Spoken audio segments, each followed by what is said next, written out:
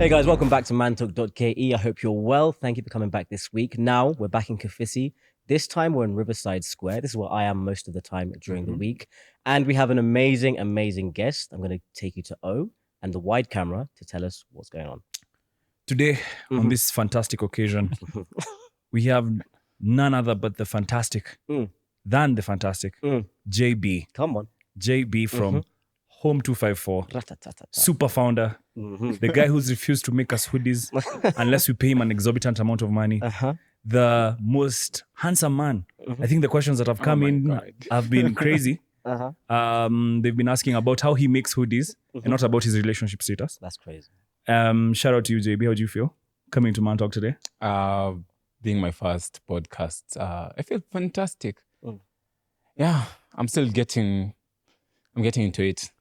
Yeah, you guys are so used to it. That I is can tough. just see the way how come on. chilled you are. Yeah, first of all, JB didn't text us and tell us he's coming wearing the craziest shoes possible. What did he say? He said it's not local. It's not local. He said it's not local. Got to jump on the plane for that one. As you can see from the shoes, if you're Goodness. able to see from the wide, Goodness gracious. my God, no wonder he's who he is.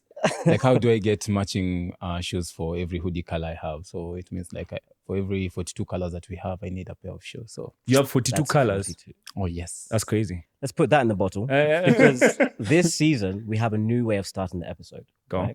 We've done the intro, but we ask you guys to give us your unpopular opinions, and we're going to discuss that for the first 5-6 minutes so that you get an idea of everyone's mindset on this topic. And then we're going to talk about JB. Yeah? We have to talk about JB. Let's talk about JB. So do you want me to run it? I can run it. You can run it. So this came in from a lovely young lady who has concerns that we're going to talk about. You ready? yes. You guys ready? Okay. Let's go. So these are my unpopular opinions. People say that they want genuine relationships, but when it comes to the actual effort of conflict resolution and accountability, that's where they draw the line. And also nowadays, friendships are so basic. Most of the people are only friends when alcohol is involved. That's why we'll pause it. That's what we'll That's pause why it. we'll pause it. That's because enough. That's enough for an hour. That's enough. We can run 6 podcasts off of those That's opinions. a season. Yeah, That's a season. it's perfect. Goodness So gracious. me. JB, accountability. She started with accountability and conflict resolution in friendship groups. As a guy, dude, how do you feel about that? Do you feel like you run your friendships with a certain level of accountability, conflict resolution? No, I think sometimes we run our friendships as if you're walking on eggshells. Like, you don't ruin them, so you don't hold people accountable. You don't tell them the real things you want to tell them because you don't want to lose them sometimes. For me, I feel like we usually fear holding people accountable when it comes to friendships. Yeah, that's why some of us have very few friends. Yeah. But what does accountability look like for us as young guys? What does accountability look like? Like, for me, I feel like accountability will look like this. Like, you're saying JB is messing up, right? Yeah. You just I just go and tell him, like, JB, if you don't change this 1, 2, and 3, you're gonna mess up your life, right? Or I say that I'm gonna show up today, and I tell you, like, in 2 minutes, like, all that time I don't communicate to you. Then last minute I kind of pull mess up. you up, like, and maybe we were supposed to do something that was very, very important. Then you don't actually show up. Then tomorrow you call me, we go hang out somewhere else, you see. Yeah. So I usually feel like sometimes we just don't want to have those difficult conversations. Difficult conversations. Yeah. Do you know, so I think we'll start with accountability and we'll talk into the alcohol bit, right? Yeah. So being a Libra, right? I don't. Did you just on Star signs. this Yeah, podcast we're of talking about ours, star signs. That's where we on are this now. podcast That's where that we calls are. itself Mantalk, did That's you just where we take us to Libras Let and me tell you, Scorpios? there's a subtle truth. There's a subtle Okay, truth in all of let's these take it signs, there. and I'll tell you why. So, Yeah. if you know the sign of Libra, it's like scales, right? Balance, which typically means that we like to be neutral when there's conflict, right? Yeah. So for me, I struggle taking sides. So when it comes to like conflict with friends and conflict resolution, a lot of the time, and even accountability, I can be neutral for like a long period of time until it's critical. Then I'll input.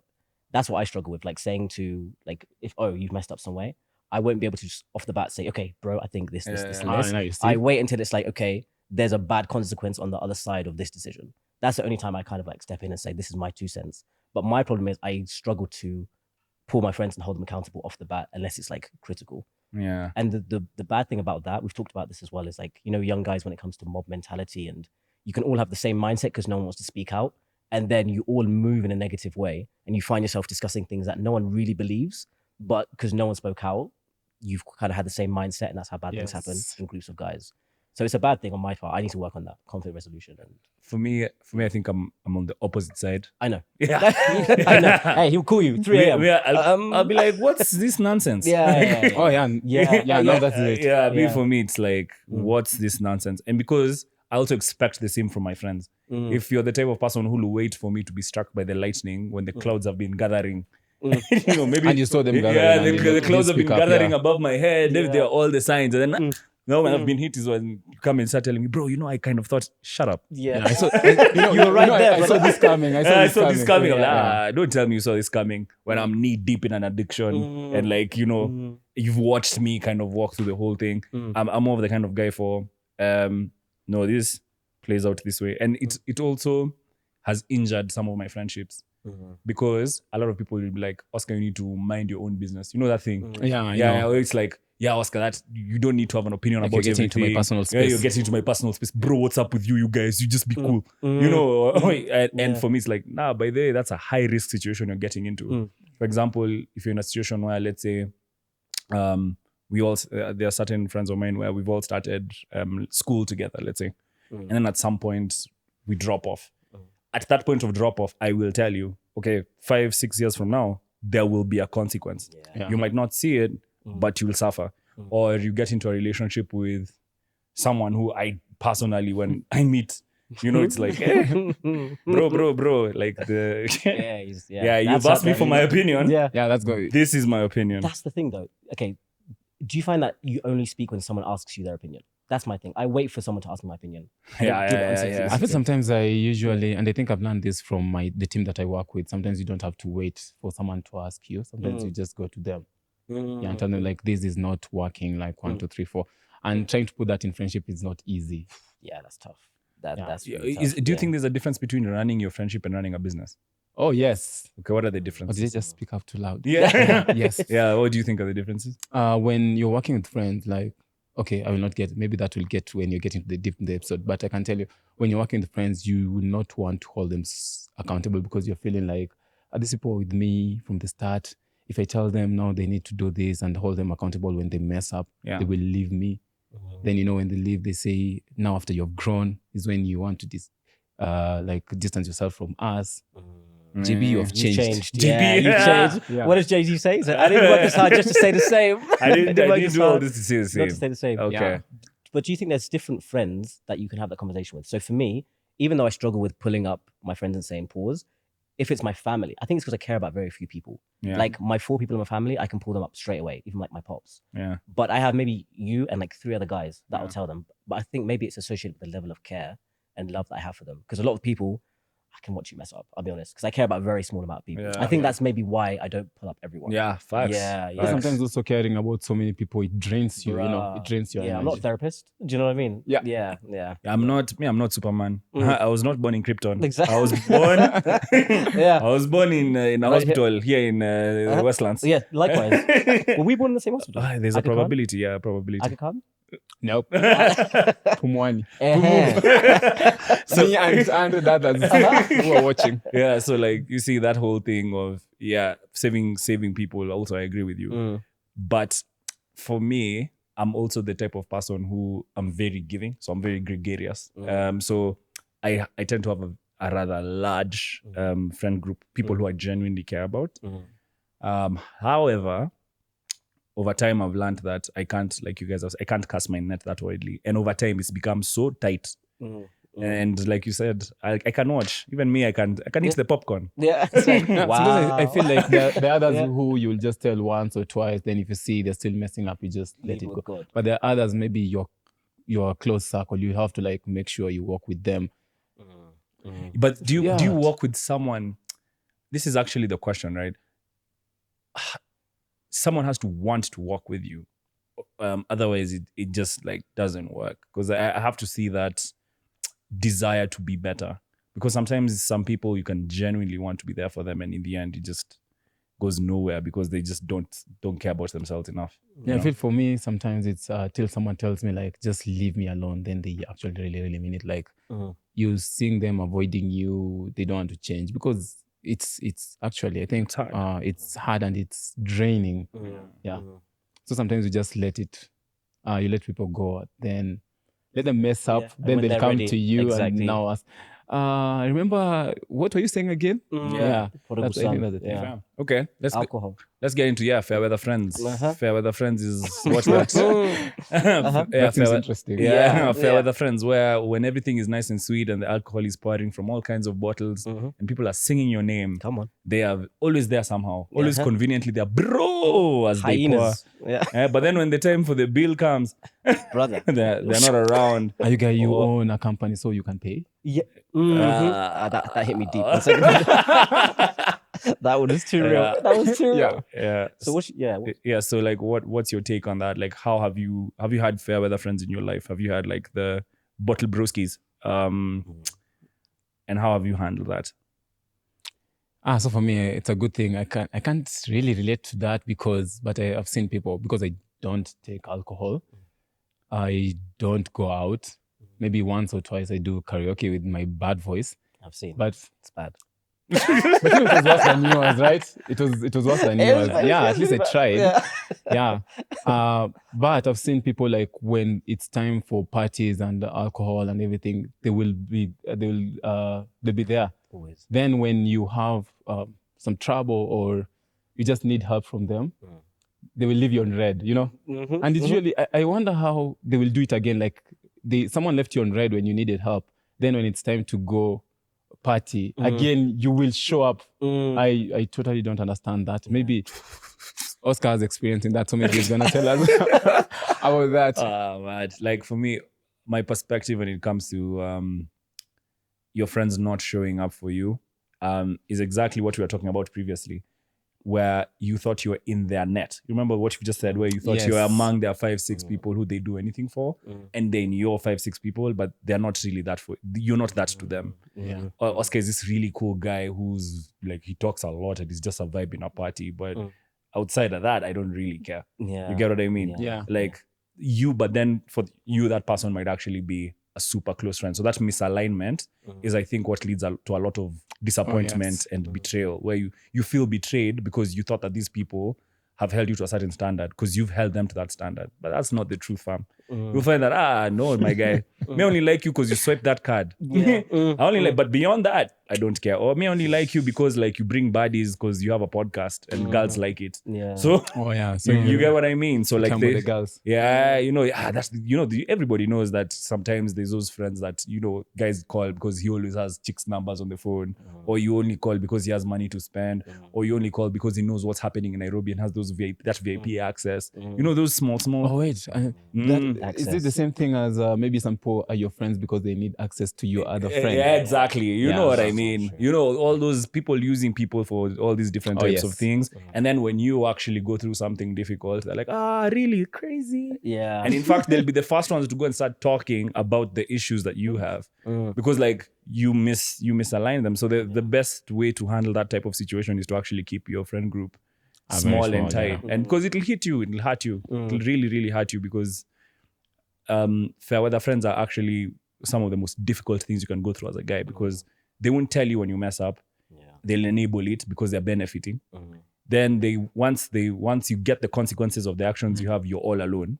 And they're there laughing because they face none of the consequences of your actions. So they want you to be like you want to be the same. Unaona JB venye alikuwa anajifanya hapa na Home254 hapa. You see the way JB these days, he's always rocking around. He's going to Oktoberfest as he stand. He doesn't have cash anymore. That's the thing.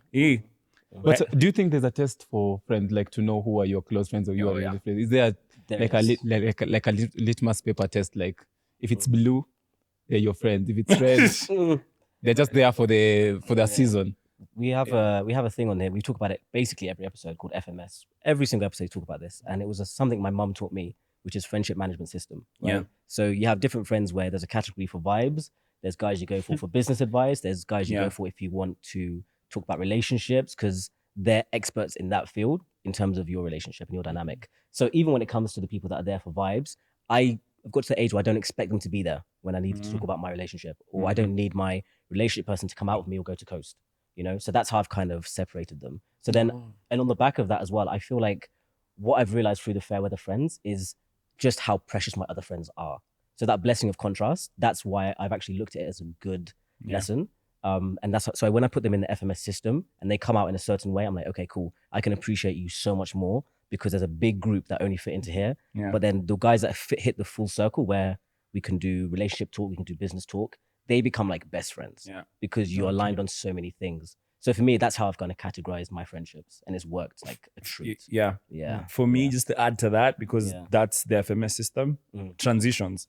Transitions are the best test. Like, you start, there are certain friends who you will start, all of you will start at the same place. Oh, yes. In life, you'll always start, like there's a way, you all start at the same starting line. Then as you keep growing, everybody's going through their changes, right? Yeah. So if you start seeing that with certain friends, and it's not a problem of anyone, people grow in different directions in different ways. There are certain people who you will now become acquaintances. They'll slowly distance themselves as they continue to grow because they're growing in a different direction from you. Yes. Then for you, but then there are those people who, no matter what the transitions you're going through, they'll always be a constant. Like, somebody's now getting married, someone had, kids, they'll always be a constant. And like, if you find that the friction in a friendship has consistently increased as you've grown in a particular direction, I'm always of the side for, I'll let go. I'll actually just let it go and say, nah, this is not for this stage of my life. This is not for now. This might be for later. We might reconnect at a later stage. I don't need to ruin what I have right now. And so it can be painful, it can be difficult, but I'm not going to increase expectations if this relationship isn't transitioning properly. But with some homies, maybe, for example, I'll give you an example. There's 2 periods Eli and I have not seen each other for 1 year. 2 periods. First time was COVID. He left it was May of 2021. Yeah, I dipped. He dipped. He just got on a flight, went. He said, peace, left. Stayed so Mantalk had to keep running till October. Mantalk grew when he got back, but that entire time we had to come up with new models to keep the business going and also to keep our friendship going. That whole time, my phone was just Eli. Yeah. I left for London last year for my master's. Same thing. I've gone for 1 year. 1 year. If you look at my phone book, Eli, and other friends as well who are able to maintain that type of momentum. A lot won't, and it's perfectly fine. You have to actually accept that. We're cool. We're homies. There'll be no bad blood, but we don't have that same, I'd say, currency that can run that type of relationship. So that's how I kind of look at it. So do you think also, I think with that also the growth of maybe say a group of friends who you go have, is it party or actually it's just say alcohol? Vibes. Yeah, let's say vibes. Yeah. So do you think your growth sometimes affects that circle? Yes. Yeah. Because some people stay there. Like you came with vibes and you're like, okay, I can do vibes for 2 days in a month, but they're there like 20 days in a month. Yeah. So while you're doing everything else, they've not moved. So when you're having conversations, you're not connecting and relating. Yes, exactly. Yeah, that's what I found. Like guys that sort of stayed in one area, when you come back, you're like, we can't even have the same kind of connection. Yeah, but then for me, what's always worked is that meet you at your point. Like I'm not going to try and increase the temperature because there's certain situations, right, where if I start talking, I start sounding arrogant. But doesn't it get draining? It does. Do you find it does. It does get draining. Exactly. Yeah, because So I just keep it. Conversations you can't have when you're in that space. Yeah. Exactly. So so like I'll meet you, but in that moment, I'll just like turn down the volume. I'm not going to, I'll listen. Then I'll be like, this is where we are. This is what we're going to talk about.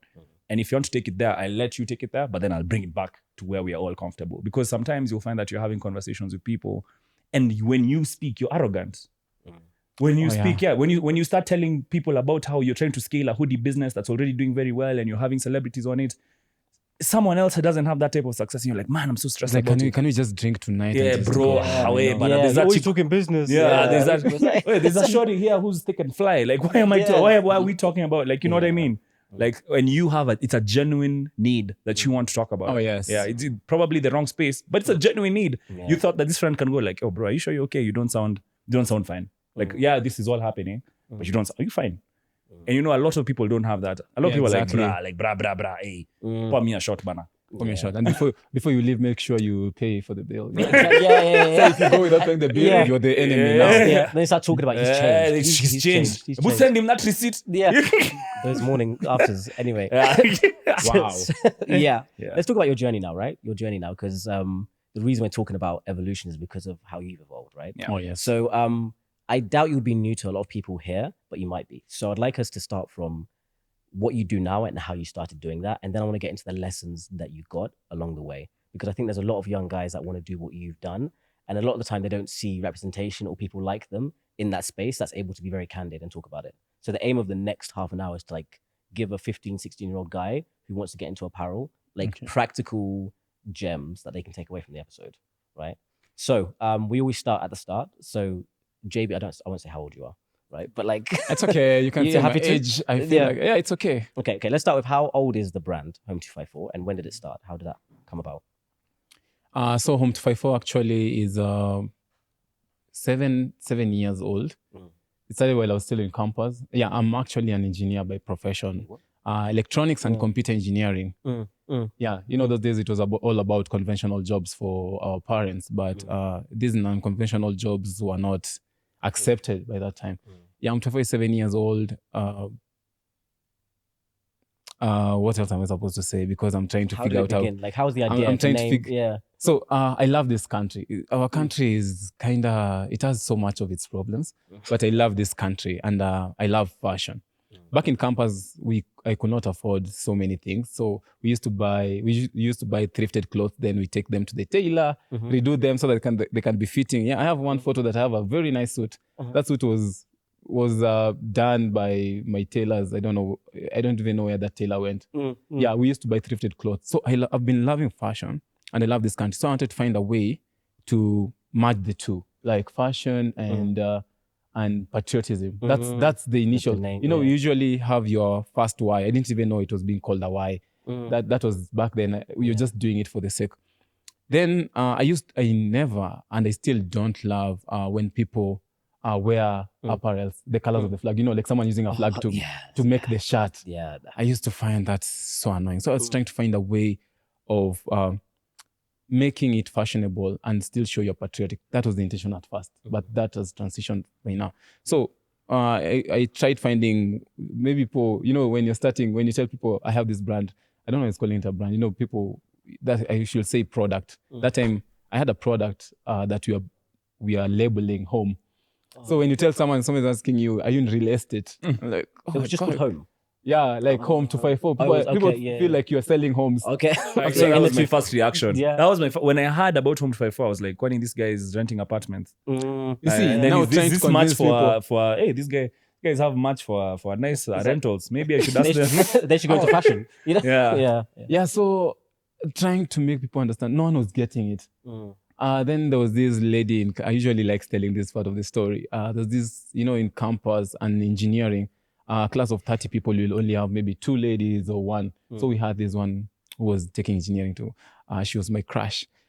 So she liked it and she got it. So when she told me like, I like what you're doing, can I get hoodies for my sister and my mom? I was like, wait. So you met a sister and her mom through hoodies. That's crazy. hey, yo. That's Crush crazy. is asking me for this.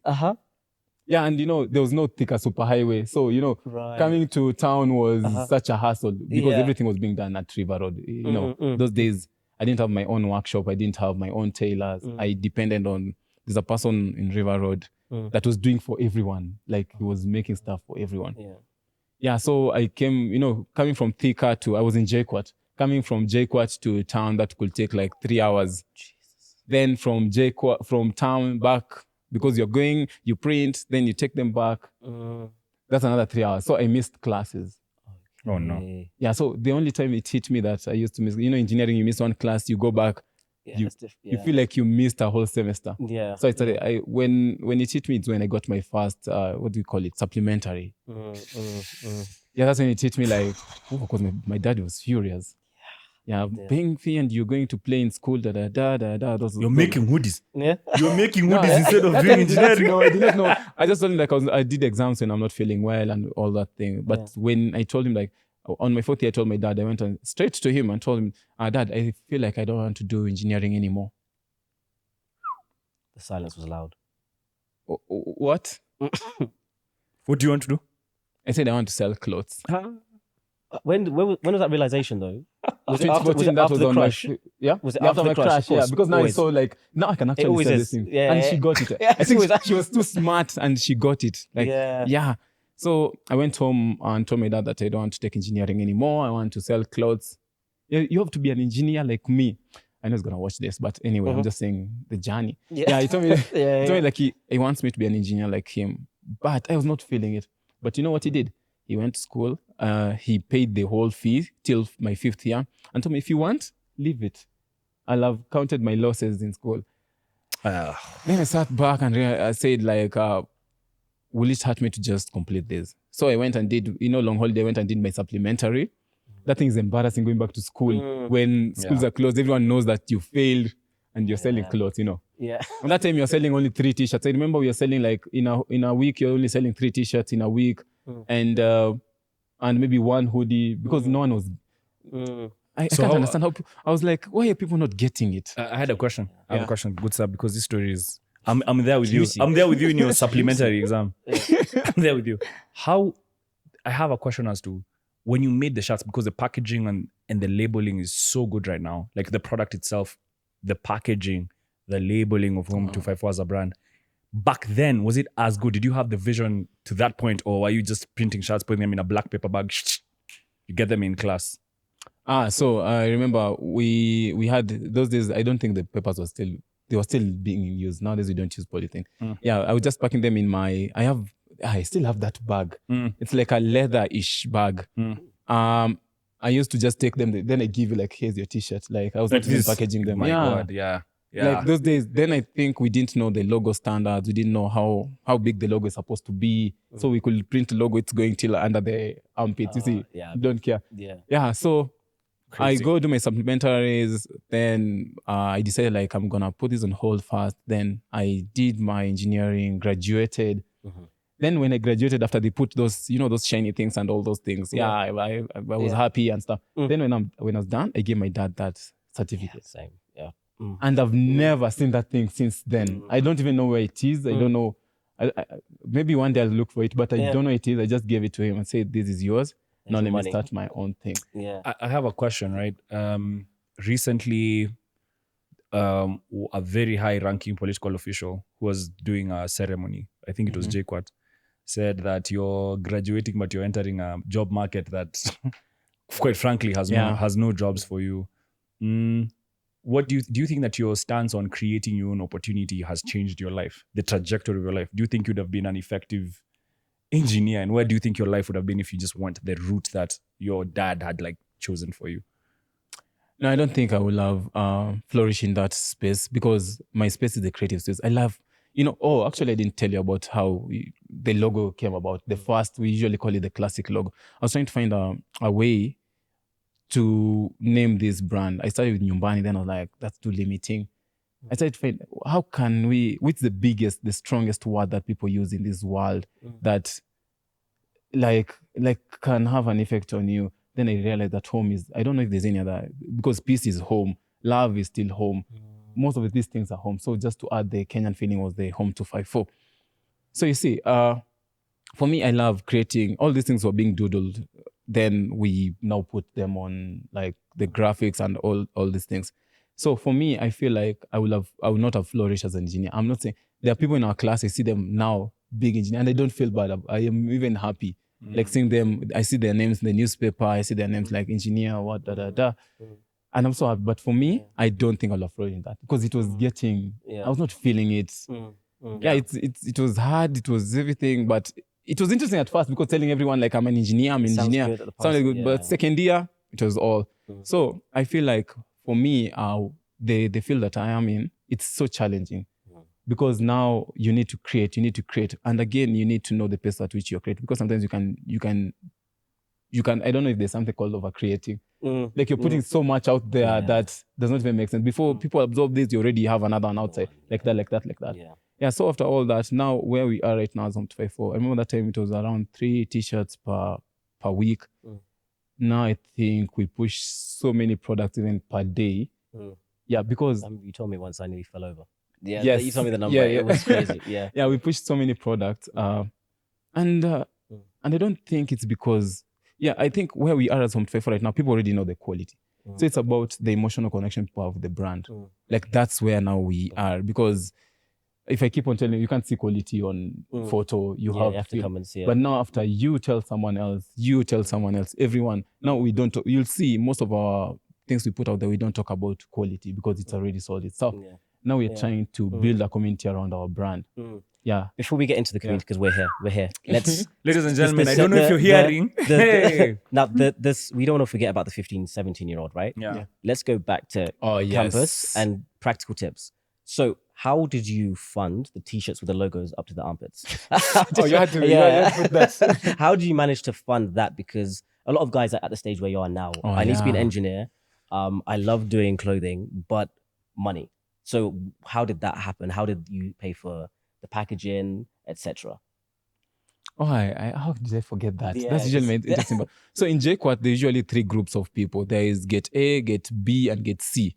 Gate A is for the, those people who their parents are kind of wealthy and stuff. Gate C, people who love party and they have money. And these are practical gate, like always just known. Like it's an area called Gate C, Gate B. So for me, I was in Gate B. Gate B is for the chill people, the broke people. So I used to live in this space where the rent was 2,400. I don't know if it still exists. 2,400, 2,400 Kenyan shillings, not in dollars. What? Yeah, it was like just a cubicle with a bed, and it was just that. And I remember the ceiling. The ceiling used to, I don't know what they were doing, but it used to fall like, the paint used to fall like snow every single time. So I don't know what happened to that, but yeah, I'll question that. So then this time they were introducing Mshwari. Yeah, Mshwari. So how I funded this, my parents, I was being given, I think, 200 bob per month for upkeep. 200 bob? Yes, 200 per week for upkeep. Okay. Yeah, just, JQuat sometimes. So it's 800 a week, okay. Yes. 800 per month, that is. Per month, yeah. So I didn't have money, but I used to live. I love living a life, just chill life. So in JQuat life is usually say JQuat life was really cheap because with 15 shillings you get a decent meal in JQuat. I don't know how it is right now because I've never gone back there. Then that 2,400, and I borrowed 2,400 from 2,400 was my rent, so I didn't pay rent for that month. I talked to it's called caretaker. They're usually called caretakers. Yeah, I talked to the caretaker and told him, this month, I've always been paying my rent. This month I want to do something, but I will pay in the middle of the month. So he said like, it's okay. So I took that 2,400 and 2,400 I borrowed from Mshwari, then combined. So that was a total of 4,800. Risk. Yes. Yeah. Then I went and bought t-shirts. Those t-shirts were really, the quality was really, really bad. Okay. Those t-shirts you could wear, it could choke you. You know, the neck is too tight. It's too tight, like it would literally choke you. Then bought the t-shirts. I remember I bought red, black, and white, gray, black, and white, because those are colors that people usually like. They're easy movers. How much was that? It was like buying a t-shirt was like 180 shillings. Okay. Yeah, it was kind of affordable because they were really not so good. Then a hoodie was 1,600. Yeah, hoodie was 1,600. I remember. So I went and bought. I remember I bought 2 sweatshirts, a hoodie, and some t-shirts. Then that time I had friends and I usually appreciate my friends at those days because I had a friend who's a photographer, and a friend two friends who were known. They were kind of celebrities in campus. So they were the ones who modeled for me. And those ones, when you give models the clothes, after you're done, you bring them back, because I don't have any other. So those are the things that I was selling again. And then did you wash the shirts? Yeah, I washed them. It was a quick shoot. Yeah, so that's the 4,800 Kenyan shillings is how Home254 started.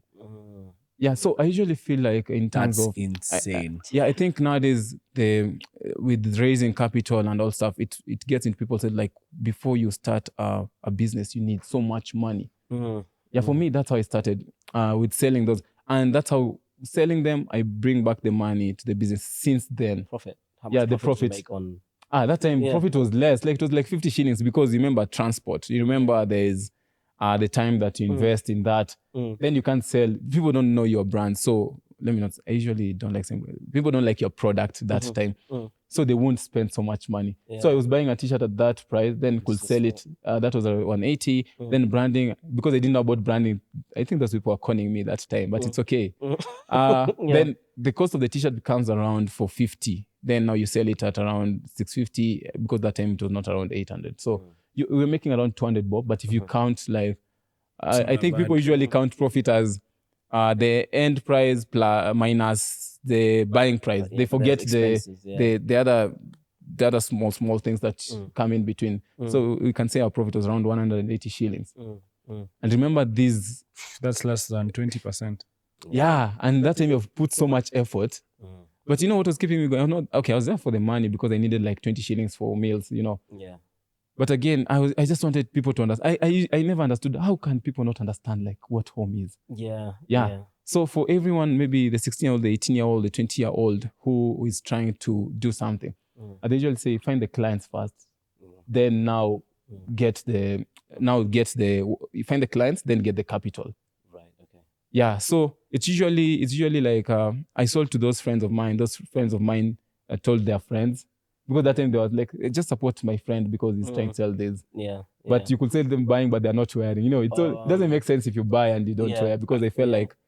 I have a question. Did they connect with your product because of the brand? Because it was a high quality. that time was just it was because of me. They were doing me a favor. Yeah, but at that time you were the brand, no? Yeah. If you think about it. Yeah, it was because of me. I think that time it was just because of me, because I can literally picture it right now. Yeah. How there's someone who had back then I don't know if you know about Safaricom bundles. That time the people were reselling bundles. I'm not familiar. No. Have you ever heard about that? People who are doing what? We were reselling data.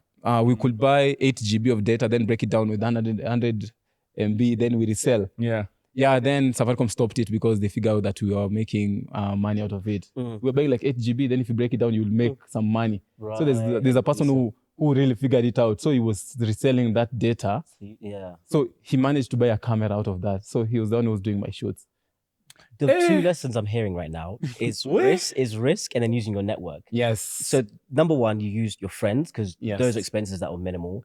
And then the risk of saying, okay, I'm not going to pay rent, but what I'm putting the money in is going to pay me rent later. Yes. With those two lessons, things you anticipated, you're like, okay, I need to do this, or is it just intuition? Let me use my friends. There's no planning. He turned his landlord into a shareholder. Exactly. The landlord became a debt holder of the company. Did you get paid? Did you manage to pay him back? The rent. I didn't even pay it after the 2 weeks. I paid it after the month because all the money was going into the product. Right. Yeah. Okay. So the product managed to generate that rent 3 times. So it went, because if he's missed this one, then you pay him I just missed for a month. Yeah. So I paid for the 2 months. Jesus. Yeah. That was 4,800 Kenyan shillings. And I was glad that I actually paid that. Then remember I put that on pause. Then, that time Facebook was Facebook. I don't know what that means, but yeah. I know what you mean. Yeah. So we used Facebook. Instagram was not yet there. So I used to use Facebook. And I have a big family, like a family of 8. So also they are friends. They say support my brother's stuff, Yeah. So that's how I grew these. Yeah, it was was it from 2,400 shillings? Yes. Is how you started. 4,800. What was the moment when you knew, kind of, because it's an incredible story, but what was that moment when the business leaped from a dorm room thing into like a legit business that could pay your bills, pay a company, and keep you moving? Oh, actually, it was, I can't remember the year right now, but I remember us posting on Facebook and trying to make, even if you check our captions up to date from, I never delete old stuff because I usually look back and it reminds me of why I need to keep going because of the growth and where you've come from.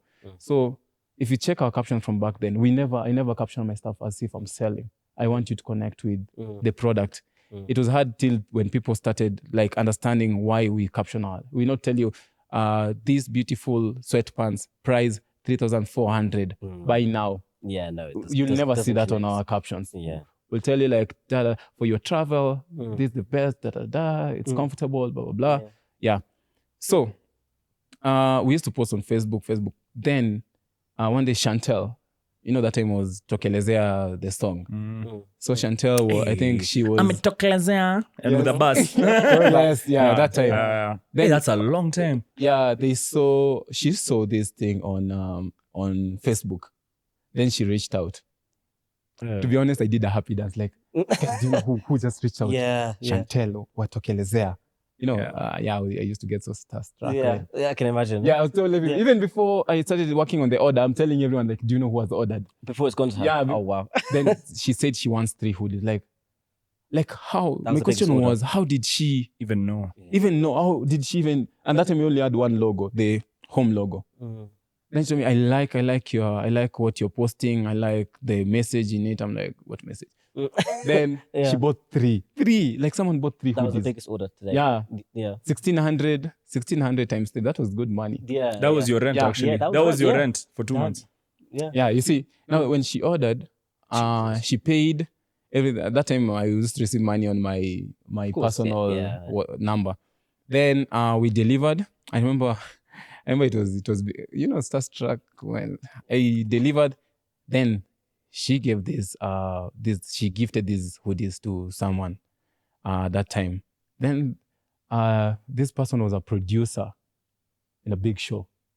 This person loves hoodies. Okay. Yes. Yeah. Then it was posted. Then, boom. Really? On the show. Now the person on the show wore it, and then everyone saw it on Not air. the show. Now, this is a producer, so behind the online. scenes. So when it was something like, this is the producer of this show, then everyone saw that. So I know because I got screenshots of that specific post. Yeah.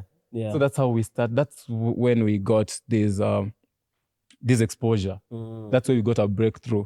Yeah. The first, how do you call it on graphs?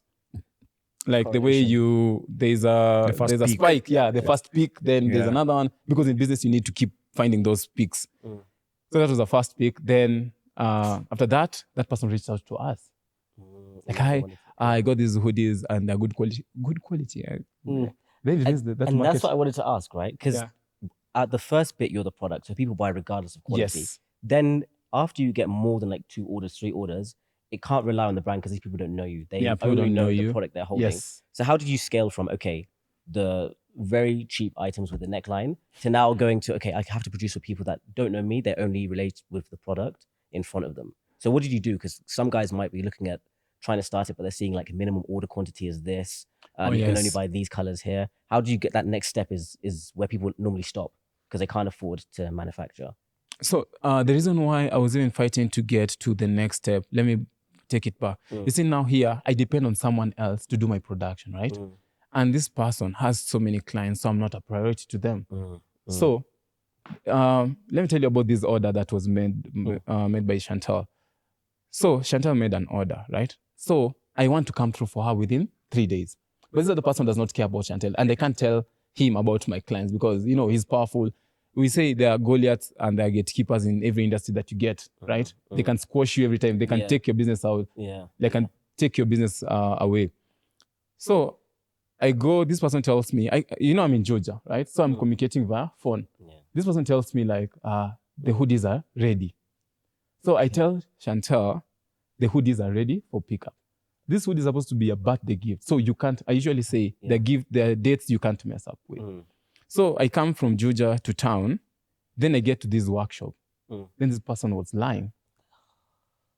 So the hoodies are not ready. And that time, I didn't have a space and I can't bring my clients to that space. So I have to tell them to wait outside somewhere, like Roast House. You know where Roast House is? Where, oh my God. God. It's dangerous. It's not safe. So you find your client just standing over there waiting for you. Roasters, yeah. Yeah. Then that time, Chantal is there. I remember Chantal is... She's a big at Garden Estate. At that time, it's in the industry, everyone knows her.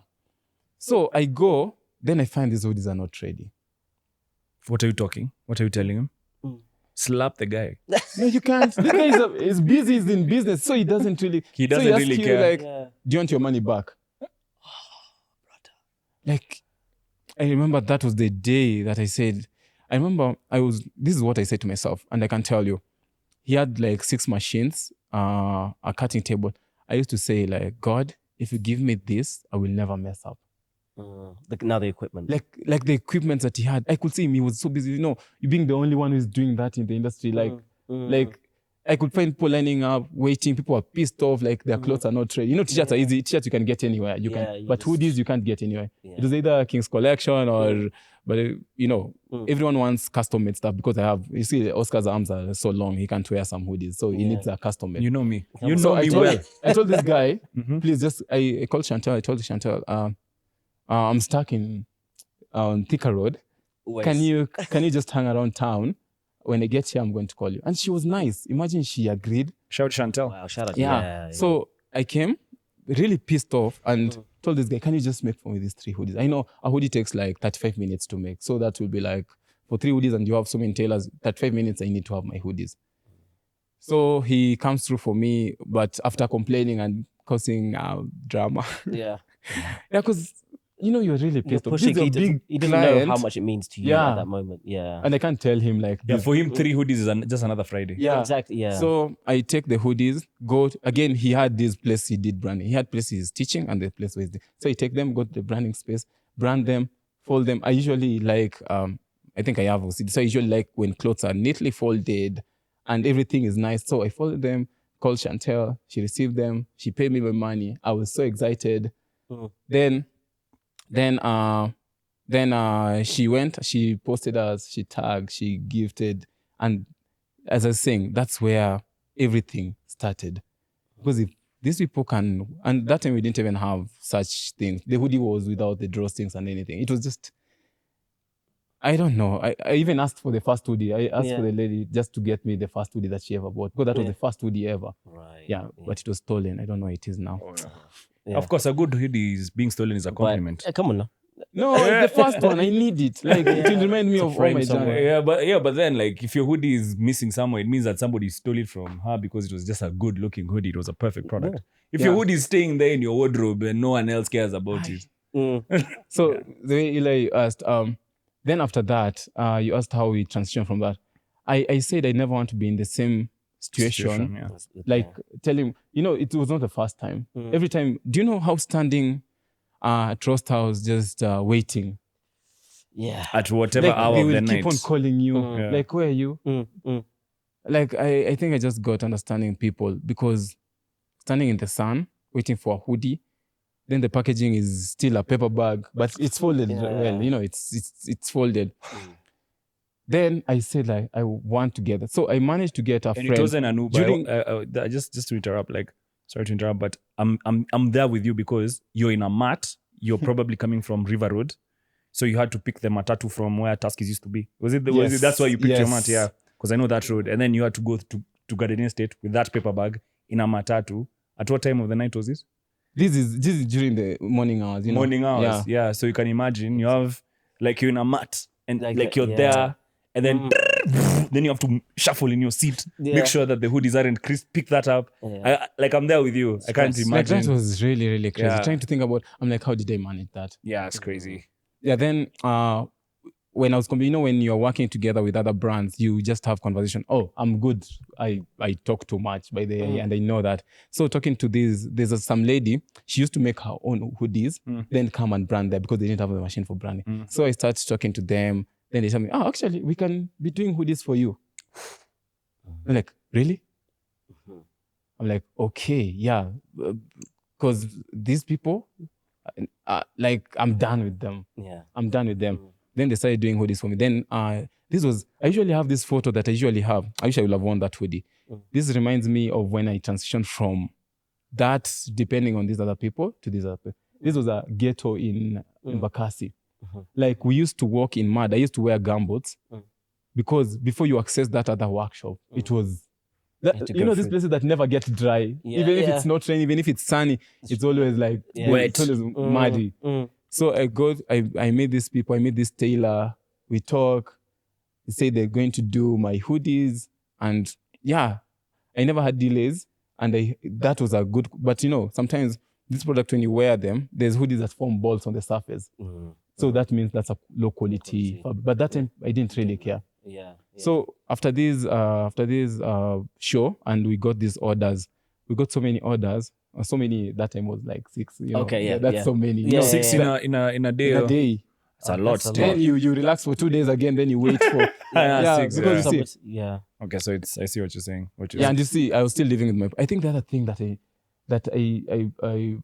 I need to mention is like, I don't know. This maybe people say is usually not a good advice. I usually say like, if you're in a position to stay with your I parents, said, yeah. please stay with your parents till the time you're ready. Because I don't pay rent, I don't pay anything, I don't pay for food. Stay with your parents till you're stable enough to move out. Don't. I know people usually tell you, you're 21 and you're living with your parents. Man, I stayed with my parents till I was 29. Yeah. This is like 2 years ago. Yeah. Yeah. Yeah. 2 or 3. Yeah, 29, yeah. Mm. I stayed with my parents. All my brothers had moved out. Younger brothers than me had moved out. But me, I still stayed with my parents because I used to work. My parents still, and even now, they stay in Karioko. So you know Karioko is closer to town. So I used to walk from Karioko to town so that I can save on fare. That time fare was 20 shillings. I don't even know if there is any place nowadays people pay 20 shillings. Yeah. And you're So it was- saving that. I go and come back. And you're saving that for the business. Yeah, I was saving that for the business. That's the only way.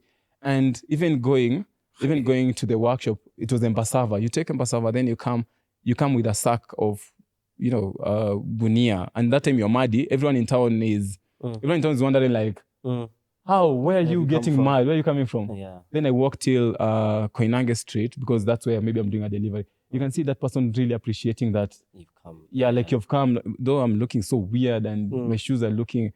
But I said like I'm going to leave the minimum. I'm going to leave minimum, my minimum spend so that I can put all the monies in the business. Yeah. That decision making is a big part of the next part you just spoke about. So you've decided to live with your parents. Yes. You decided to go through all this adversity just to deliver this product you believe in. The mat situation. There must have been a driving force to make these decisions this way, right? Yeah. There might be guys that when they do get their first 6 orders, they start spending the profit, right? What are the biggest mistakes you've seen with guys when they talk to you about them starting a business and it not working out? Because I'll give my example.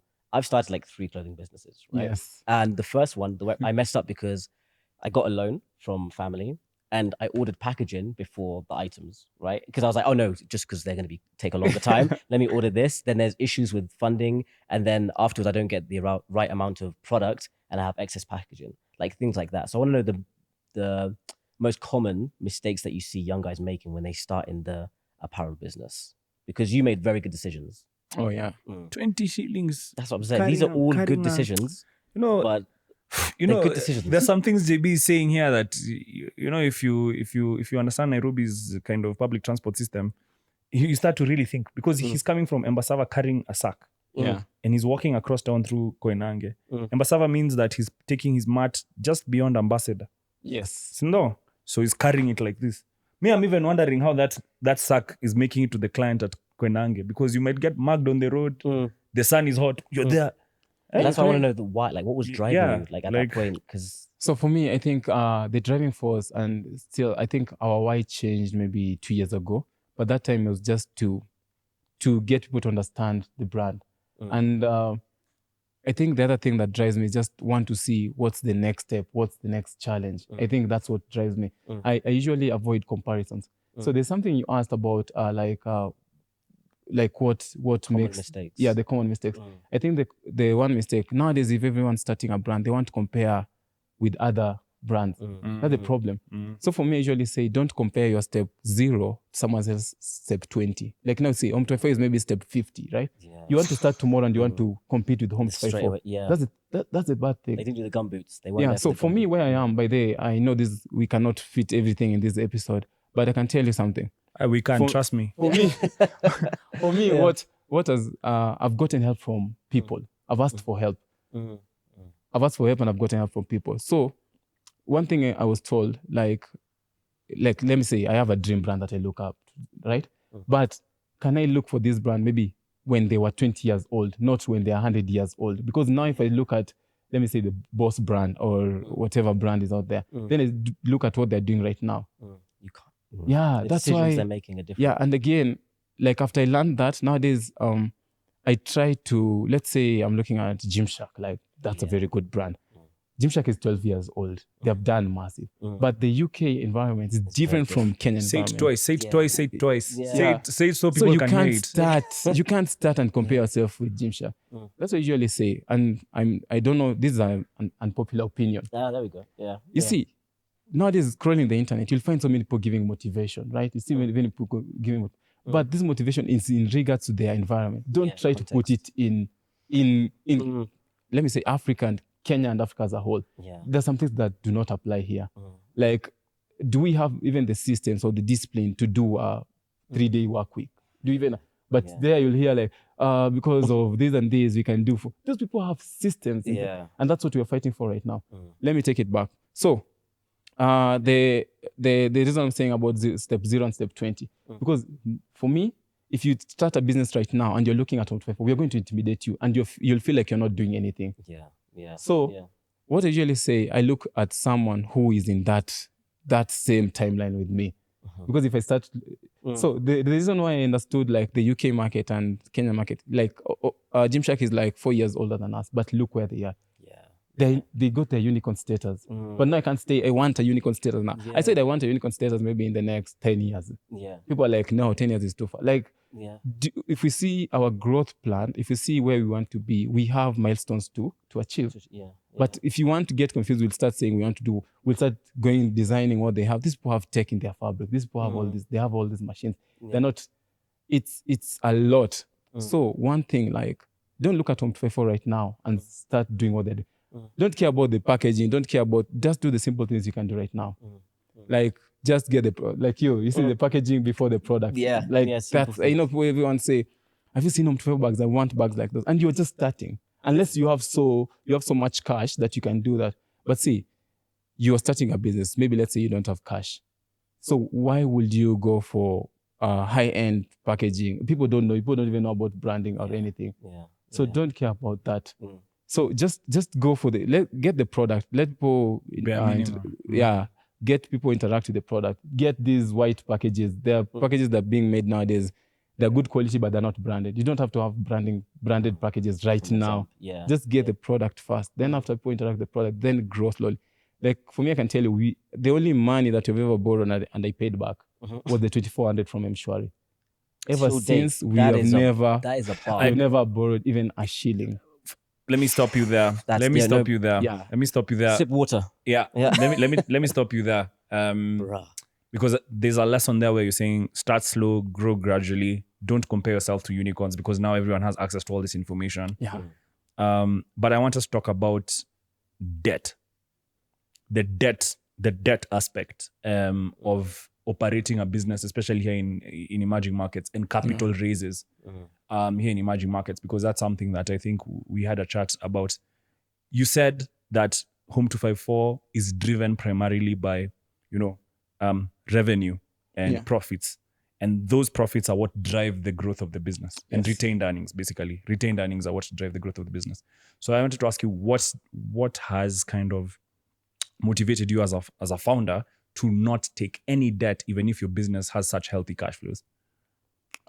First of all, I usually like that question because I think so many people, when the first thing they think about when they're starting a business, they usually say, I want to fundraise. I want to get money. Yeah. If you can get it from a family and friends, just, I don't know, just use what you have. So the reason why, I love how we were raised, or how I am. Like, I don't like, I like flashy stuff, but I don't like flashy stuff that I cannot afford at that time, you see? So I remember when doing all this, I had 2 pairs of shoes. I used to wear thrifted clothes the way I said, because I didn't want to spend on things that I can't afford at that time. So the reason why, you see where we are as Home254, we've said like you've never taken in debt. Maybe everyone is like, now you're lying and all those things. So what we've been doing since the first time we sold our first products, we're bringing that money that we save back the business. Because I'm living with my parents. I eat at home, or sometimes, when you're hustling, there's no lunch, right? Data, you use the phone that you don't need like iPhone 15 at the moment. You see, you just choose what you have, so that you can, and this is discipline, because let me say, because nowadays, even the world has changed right now. If you scroll through, you'll see your friends, your classmates, they are in this certain kind of level. But this is perception that they're putting out there. Like maybe some people live it, some people don't live it. Maybe you're trying to compare yourself with someone you're with in school. Like, so see, for me, everything we sold, everything, I put it back in the business. Everything. Yeah. Then I did not acquire a big space first. We used to use, I think, a 5x5 space. Like, it was so small. Like, I think the size of this carpet. It was so small that only 3 guests could get in at the same time. And now... And, Oscar, I forgot this part. Yeah, I took money from people. This one, people don't know this story.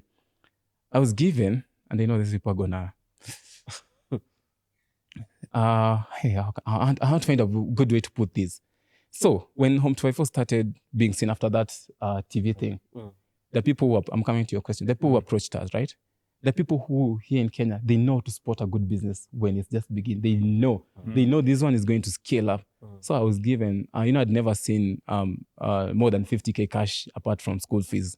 So these people came with 200,000 cash, like real money. Put it in your hand. This confused me, like they know what they're doing. Yeah. So I took the money. That's how I got my first heat press machine, my first plotter, everything. This one told me. So you invested in PPE. Yes, because if you get that money, you can choose to do something else. Yeah. So these people are from JQuat. Okay, that's what's okay. Yeah, they were from JQuat. So and they know me and they know where I am. So they didn't make me sign so many papers and so many things because they know they can just find me in case I run away with the money. So I went and put 150K on the heat press machine. We had local ones that were 50,000, but for me, I like quality so that they stay for long. Yeah. And this machine that we bought, we used it for like 6 years. Wow. Yeah. Yeah. Then we got a plotter. Plotting machine, the one that cuts the sprints. Then now, these people now they come and say now what they want. They didn't tell me what they want first. I just thought it was for good, good vibes. Friends, good because they are my friends. They told me they want 50% of the business. 50% of your business. 200K. Yeah. And but that time I was excited. I'm like, yes, I'm gonna do it. So I've never seen such kind of money. So what happened? So the thing is, we started another, we wanted it to be a holding company. So we started another company. That's a good thing. No. So I have a question. When you took... Actually, there's so many things. I don't know how to read. No, it's okay. It's okay. So the 200,000 that you're given, yeah. Did you register any company with them? Yes, I did. And you put the IP under Home254? Yeah, so, I didn't know, but I think we've skipped this part. No. What IP, how important IP is. Yeah. So the thing I did, and this I didn't, it's not like I'm smart or anything. Okay, I'm smart. I'm book smart and street smart now. Yeah. So when Home254 was 3 years old, I went and I searched about trademark and everything, about everything. These decisions, bro. They're small, but they're not small. Yeah, then Googling, you find all those things. Then I went to Kipi, asked them, I want to put this thing under. So the good thing I didn't put it under company. You see, the good thing I was the IP. So you put it under yourself? I put it under myself.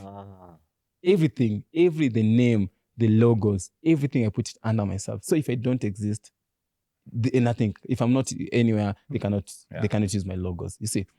So that's what I did. So these 200,000 registered a different company. So remember, they don't still have the IP. So unless I sign the IP to this company, and that time I would have just signed. But now, with my learnings, I know now I can sell. If I want to merge with people, I can sell my IP to that company. They pay me as a person. Then it goes to the company. They pay us, okay. So I'll tell you this. It's smart for ring fencing. No, let me use another word. It's smart for protecting yourself, protecting the value of the company through you as a founder. But what it'll hurt you, or it might hurt you, is tax. Yes, now that's the thing. Now we're coming there. Yeah, because the capital gains that you'll get will be personally, it will be personally valuable to you. So that's just a comment. Because at that time I didn't know. By the way, I didn't know what I'm doing. There are people here who understand business terms and they know when to attack, when to offer you something. Yeah. When you can see your value. So after all this, so what do they do when they found out that 50% has bought them shares in air? Because that's what they bought shares in. You see, no, it didn't buy. I was still going with the vibe. I didn't know what. Like No, these are the because things I was like just if they doing pay 200,000, because I'm thinking about the while we were working on the documentation. yeah, You know, when- there's this limited company registration, fine. the certificates and Yeah. stuff. Yeah. Yeah. So if they've bought that 200,000 and the IP isn't there, then they've just bought a company that's air. Because Yeah. They didn't know. They No didn't one knew. know. Yeah. So they knew that now maybe if they do that, they already have the IP and everything. Okay. So you see now, after 3 months, they realized all these things. I started being reluctant because I'm like, what am I really doing? Because seeing someone is really interested, it makes you think twice. So they started asking for their money back. Okay. So where the hell will I get 200,000? Yeah. The business has not yet picked up. We have like 3 walk-ins in a day. And you know, the bad thing about taking someone's money, it's either you give them what they want or give them back their money. It's those two options. Or jail. Yeah, or jail. Yeah. And I signed those people. I even don't know what was I even signing. So we really need to understand what you're signing. Yeah. I will come back to that because nowadays at least you have a legal team. I am so proud. So, Hey, so shout out to they that. come to me. Yeah. Say it's either you give us our money Yeah. or we take the company from you or you just go to jail the way you've said. Or you file for bankruptcy and none of that happens. How would I even know how to file for bankruptcy at that time? No, I'm just someone who's trying. Do you know Yeah. how many steps? If I had a watch that time, I could count the number of steps. I don't know how many there will be. So this people say they want the money back. They're 200,000 back. I don't know what to do. I have the machines. I have the plotter. They're not like they're just relaxed over there because then I have this friend I met through the producer, Marisa. Marisa's been with the brand since those days. So Marisa comes and gets us a connection to Alovi. That time Coke Studio was doing their last episode, the last Coke Studio before this current one. Then Marisa talks to Alovi and stuff. Then I get a meeting with Coke Studio. Now the money's money. I don't even know what I'm doing. Like, it's me. I don't even know how to make deals. Yeah. But the good thing about working with some other people, they're ethical. So they will not misuse you. They will not use you. They will give you what they will have given another supplier. So I go for this meeting. I sit with Andrew on our Coke Studio offices. You know, I'm still not like believing like it's happening. Then we go through the pitch deck. Now I know it's called a pitch deck. I just saw some slides that time. Then he tells me, I want you to do hoodies for South Africa, Kenya, Nigeria, Coke Studio. Jesus Christ of Nazareth. So I'm seated there. You're given like, the PO like this. I'm there. Oh my God. I don't even know. They gave me a document. I think maybe it's called PO. Yeah. So then he asked me, can you do it? Then I remember I was told never to say no. Just say yes, then figure it out if you really can. So he asked me like, can you do it? And we need this for 1, 2, 3, 4. Wow. So do you know who I went back to? You remember I had left that guy who used to supply me the first The annoying guy. So do you know I went back to him because he's the one who has the capacity. Yeah. I didn't have the capacity. My capacity was 5 hoodies. Yeah. So I have to go back to him. Then I can't tell him the client. Remember? Yeah. Business is war. Yeah, and exactly, this field is very... Even me now, I know I've fought so many wars and I'm sorry for the people watching and I've taken some things from you, but the legal way. So I went this guy, I tell him I want, was it like 490 hoodies or 500 hoodies? Do you know, I've not even calculated. I didn't know how to do cost structure. I don't know how much profit I'm getting. I know I'm getting something, Is it but I just don't you? know. The business is you. Just There's no me. one else. No one else is Who made supporting. the slides? No, the slide was for Coke Studio. They were showing us what they want They from want. us. So you didn't even have a. So this guy just walked They into a pitched room. you. Yeah, They I pitched didn't you. know. Yeah. Oh, yeah. They pitched to me because they already got some good word from Marisa. Yeah. That Hey. time we were so young, we didn't know We everything. need to talk to Marisa. Marisa, Listen. have you heard of Mantalk? I don't Pitch us. You know Pitch us. that's That's crazy. Yeah, so I went and did all that, then talked to this guy. Then the thing is, these hoodies usually have something we call lint.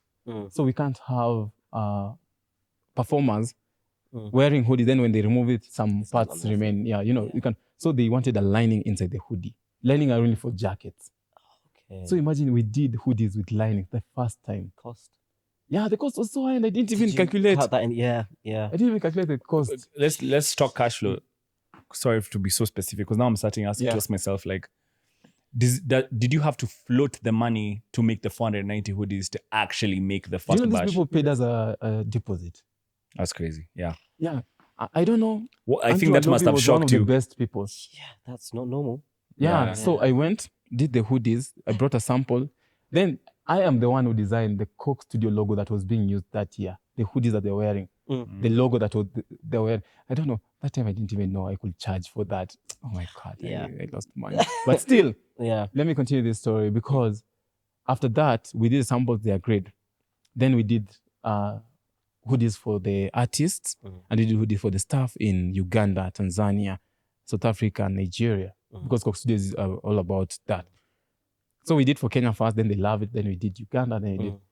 So those hoodies were so many. This was December. Yeah. This was December. You remember there are people who want their money back and they're still fighting me. So December we do those hoodies. Those hoodies, I even have a picture. They could not even fit the room. Wow. I called my friends because I could not. I called my brothers. I called my friends.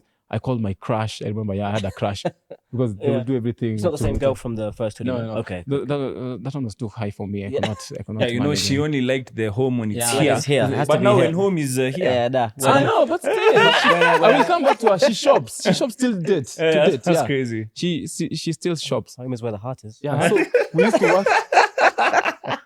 Actually, we usually use that tagline. Yeah. Amazing. Yeah. So we do this because I needed help. We worked 3 days in a row without going home, without sleeping, without doing anything, because we had deadlines. And I love meeting deadlines. So we worked and we arranged this hoodie so that you could see. Like they went till the roof and they filled in the room. Then it was delivery time. I deliver. These people love the hoodies. Every time I saw Coke Studio playing, then we got passes, access to Coke Studio. That's the first time I was seeing some artists. You know the way you're being starstruck. And these stars are wearing your hoodie. Oh God, what a blessing. Like, I couldn't believe it. I know that the first time I saw Calligraph and I was like, oh. Yeah. Papa Jones was wearing a white hoodie. Yeah. Then, we used those to market. So I had people, I've always had a team who will sacrifice, who will stay with me. So we finished those hoodies, we delivered. Then I love how Coke did not take time to pay us. They paid us immediately. That's rare. And that's the biggest check I'd ever seen in my life. Yeah. Gosh. You can't say the number, no? I can't even, I can't just. Big checks. Then I didn't believe it.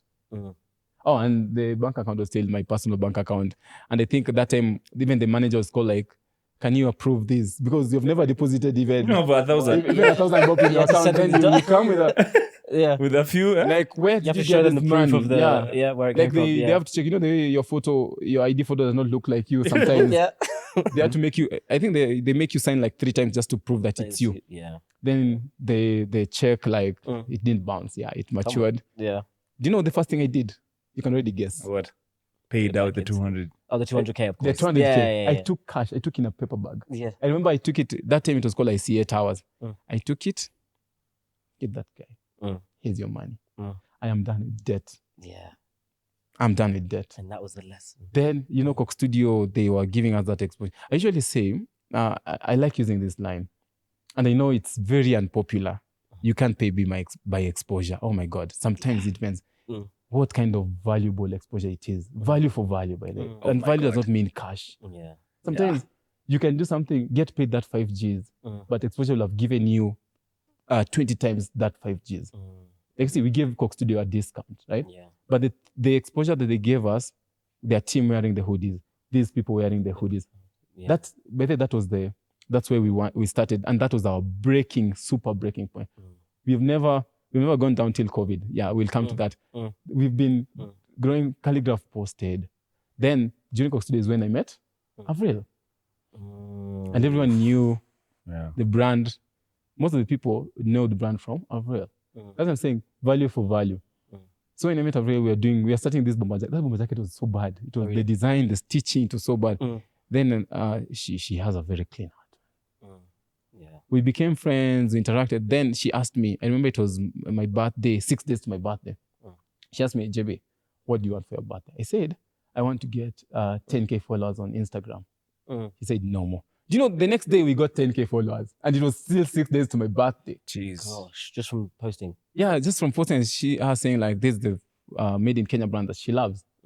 That time IG was IG. That time. And if you get that, it was sticky. I'm still a bit, my brain is trying to compute. Are we talking about the same Avril from Jamaica? Which Avril are we talking about? Oh, Avril, our Kenyan Avril. Oh, Kenyan Avril. Yes. Oh, yeah, okay. Our Kenyan Avril. Oh, okay. Nyambura. Avril Nyambura. Yeah. So she posted that I got my 10. I think by the time we getting to my birthday, it was 20K. Wow. And that time, even if you had 10K followers, it was selling. Yeah, it was huge. We were selling that time. Gosh. Hey, that's crazy. So you see, and this was the bad part. This is what I'm saying. Sometimes Goliaths will finish you. You see that tailor that I was introduced to? I kind of stole that tailor, which is a very bad thing. Because now, tailors want consistent work. If you don't give them consistent work, they will start doing fixing of trousers, For other people, Yeah, so I really did that. We got exposure. That's when we started selling. And that's when people started knowing the brand.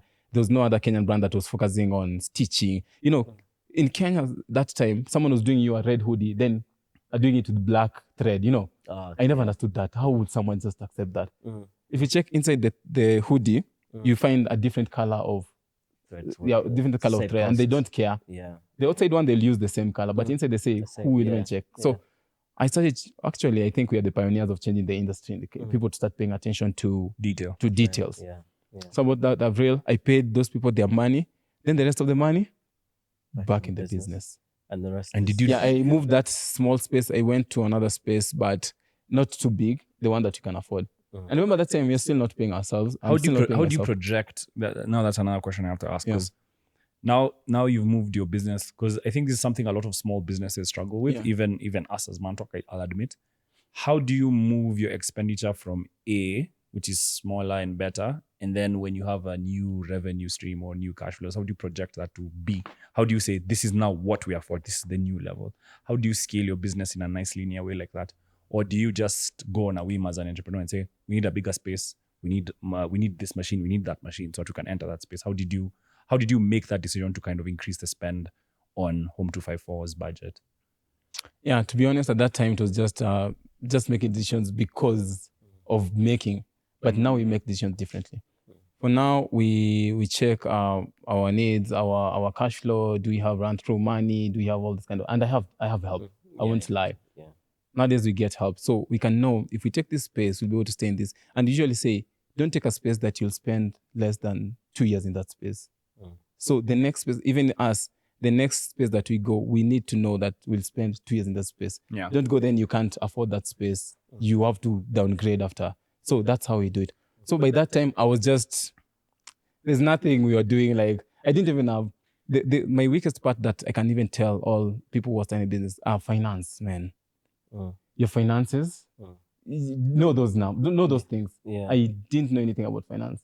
But the only thing I knew, I'm the only one who was in control of the money right that time. Yeah. So I could see the money, then I say like, we are moving from a 15,000 space, we're going to a 40,000 space, you see. Then it means sales have to match up, you see. Yeah. So that time was just making decisions. But nowadays we sit on Excel, we sit with the team, they tell me like, for us to afford this space, we need to make a minimum of this number of sales daily. So you see, this makes the branding and marketing to do their job, sales team to do their job, production to do their job. Yeah. So that everyone, at the end of it all, we get this certain kind of amount. I just noticed that you're leveraging your team a lot. Oh, yes. So how do you select the right team members and how do you build a company around that? Because I feel like that's another problem that we're trying to solve as business people. Oh my God, a team. So a team at first, I worked with my friends, and which I can tell people, oh my God, when you work with your friends, please, just before onboarding them, just put everything down that you'll hold them accountable for. Yeah. Before even bringing them on board, because entitlement will kill you. So for my team, that time was my friends and my brother. That time, I'm talking about those days, because I didn't have anything. Like the only thing I knew was marketing and putting stories and doing stuff. So when you're coming, nowadays, that time my team, we could stay up all late, all of us. You know the way people want to be CEOs because they say they feel like they have so much time. It's the opposite. It's the opposite. And that time, I was the first one to get in. I was the last one. My mom, I used to go back home at around 1 a.m. You know, that time the business is not even big. Just because you're trying to think. I go at 1 a.m. and my mom usually told me like, I just hope one day, kitu yako ita pick up. Because you go home at 1 a.m. By 6, you're out of the house because you have to you have to walk to work. You see, and that time we've already done the Coke Studio deal, but you still don't change your habits because I don't know. I was seeing a bigger picture, but I didn't know what it's called. Yeah. I never take money from the business. That's one thing I do. So you see, if your team sees that you're that disciplined, they will also be disciplined and they will give their all. And that time, remember, you can't even pay people that much. It's like 10 Gs or 15 Gs. But me, 0 Gs. Yeah. So picking a team, I know nowadays I can tell you our DM is usually full of people who want to work with us till they step in the room. Do you know the first time one of the people that I started with said they're quitting? And you know, sometimes I usually wonder who people are quitting. They just say, I will not be coming. Yes, I'm not coming to talk tomorrow. Yeah. So that thing, the first employee usually hurts. And this person, we had done the business with him for 4 years. Then just one day, he doesn't show up. Then doesn't pick your calls. Then later on, just say, I'm not working for you anymore. Yeah. I usually feel like you never close such doors because you never know when you want to come back. Yeah. So the guy left. It broke my heart. I felt so bad. But one thing I usually tell people, like, the sun will always rise. Your worst day might be someone else's best day of their life. So not because you today you're feeling bad, the sun will not rise today. So shake it off. I usually give myself 36 hours to feel bad about things that are big, 24 hours to feel bad about things that are small. After 36 hours, you have to move. I have to move. Yeah. Because someone else is out there working twice as hard to just take this away from us. Exactly. So with my team, at that time I was just speaking. Nowadays we even headhunt from other companies. And Yeah. Yeah, Anita take is my staying. I said, Yeah. We heard you about headhunting. Our Anita is staying. Anita is staying here with us. So, because of time, I want you to just give people context as the kind, not money, but like the kind of numbers you do now. Because when you've taken all this advice, they want to say, okay, so what does it look like now, Home254? And then afterwards, I want like 3 main tips you would give somebody that's starting like now, or tell yourself when you're starting, like 3 things you tell them to help them on that journey. Yeah. So first, as much as you can share, what kind of numbers do you do now so people know how serious this kind of business How is? serious? Yeah. How Bring serious serious people on Mantalk. Exactly. Serious How guy. serious is it? Yeah. So I will not give numbers in terms of cash. Yeah, of course. Yeah. But we push around 150 products a day. Yeah, some collections collaboration usually sell out within hours. That's something. Nowadays we push like around 150 products per day. Yeah, but this involves different teams. There's 30 days in a month. So you're saying 4,500 Yeah. hoodies a month. That's crazy. Yeah. Don't get us. You don't only sell hoodies, you know.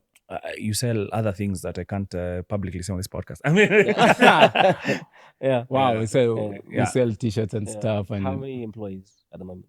at the moment we have 53 employees. 53 employees. Yes. And how under big is the 100 workspace? and you're still pushing. Yeah. Yeah.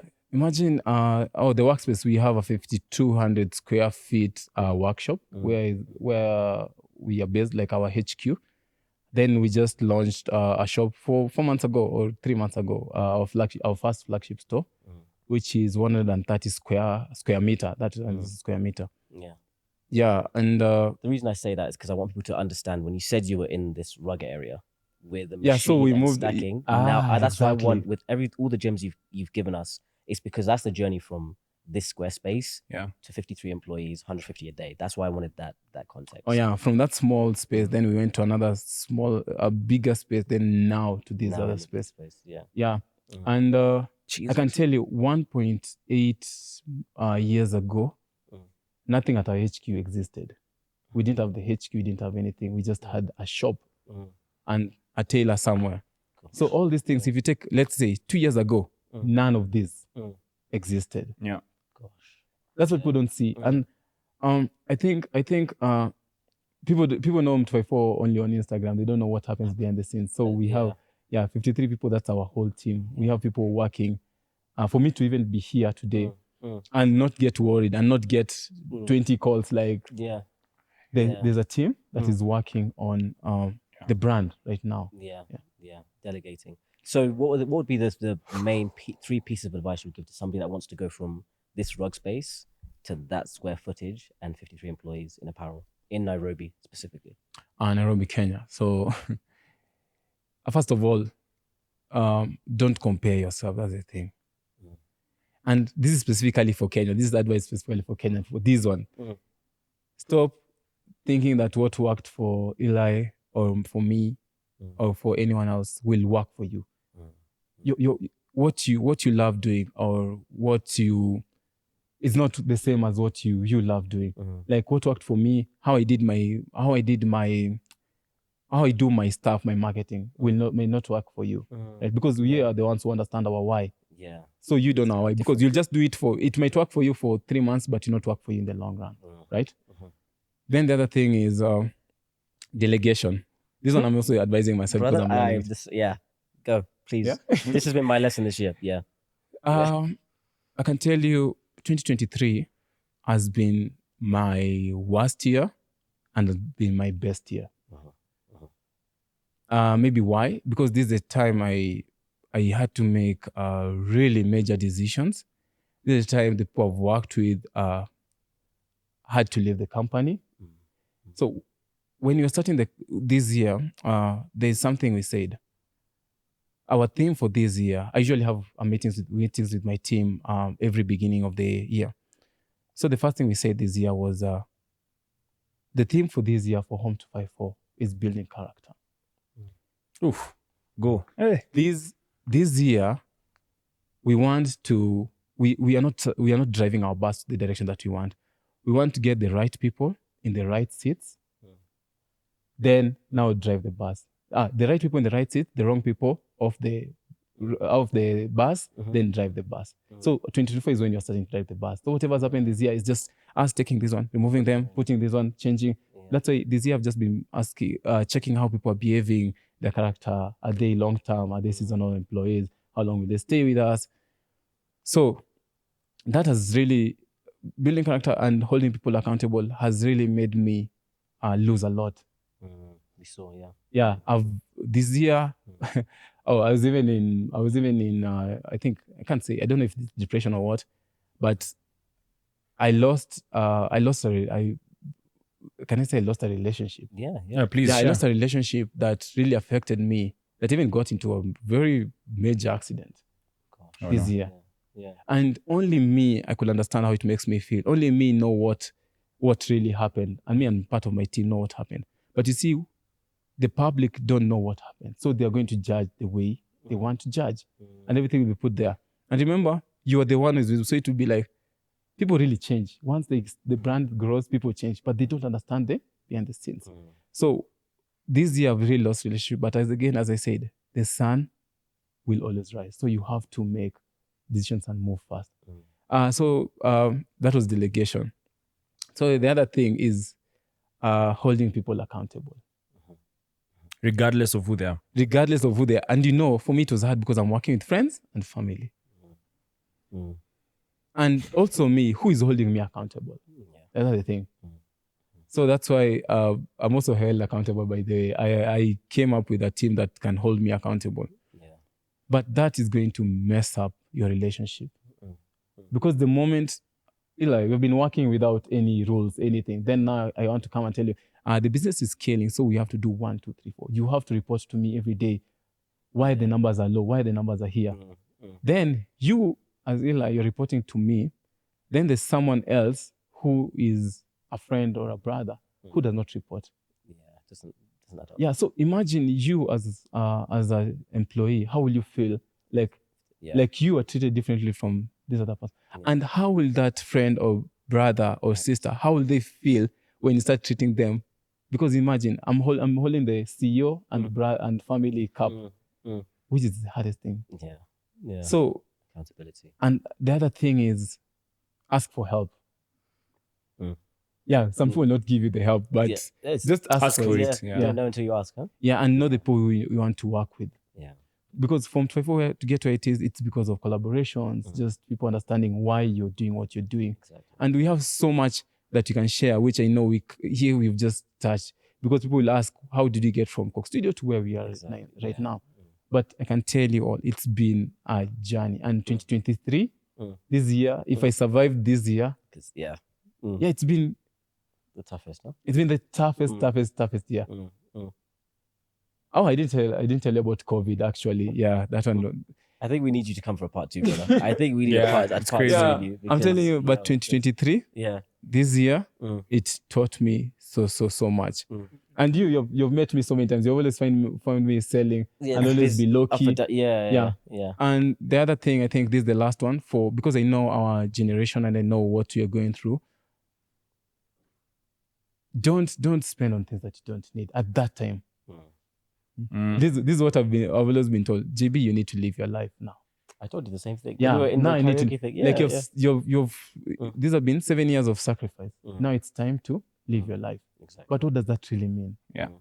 If you enjoy the work. See, you've just started a business 2 years ago. Then now you're already taking 100,000 out of the business so that Eli on social media can see that I'm living their life. Yeah. It doesn't add People up. don't care about that. I like what Santomi Waitaka usually say.